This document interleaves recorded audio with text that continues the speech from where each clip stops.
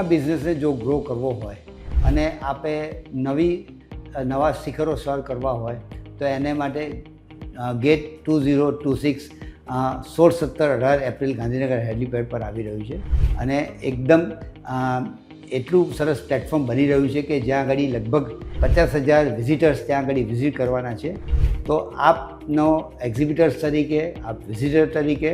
આનો અચૂક લાભ લેશો. આમાં લગભગ 16 સેક્ટર રાખેલા છે કે જેમાં એન્વાયરમેન્ટ છે, એન્જિનિયરિંગ છે, સ્ટાર્ટઅપ, વુમન એન્ટરપ્રિન્યોર્સ છે, ઓટોમોબાઈલ છે અને એવા અનેક સેક્ટરો આમાં રાખેલા છે જે તમે